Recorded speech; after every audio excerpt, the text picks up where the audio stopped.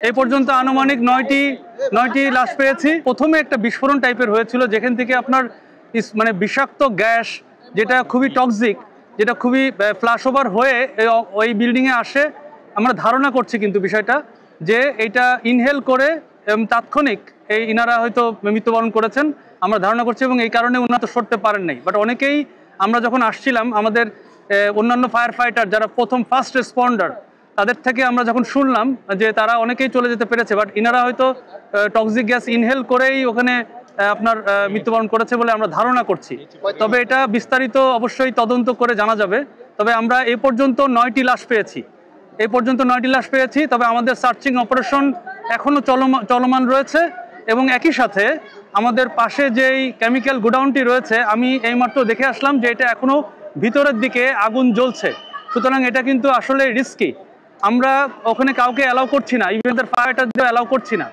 আমরা সর্বোচ্চ প্রযুক্তি যেগুলো লুপ 60, গ্রাউন্ড মনিটর, যেগুলো মানে হিউম্যানলেস যেসব টেকনোলজি রয়েছে, সেসব প্রযুক্তি দিয়ে এবং ড্রোন দিয়ে এই সমস্ত কার্যক্রম করছি।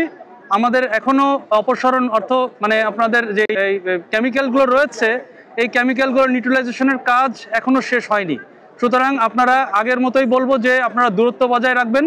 নির্ধারিত ন্যূনতম 300 গজ আপনারা ভিতরে কেউ আসার চেষ্টা করেন না। আমি জানি এখানে বিভিন্ন পদবীর কর্মচারী রয়েছেন, আপনারা আপনাদের বিভিন্ন জায়গায় তথ্য দিচ্ছেন, বাট আপনাদেরকে অনুরোধ করছি, আপনারা তথ্য যাই দেন না কেন, অবশ্যই 300 গজ দূর থেকে সমস্ত কার্যক্রম করেন, আমাদের সাথে যোগাযোগ করেন, আমরা দরকারি তথ্য দিব।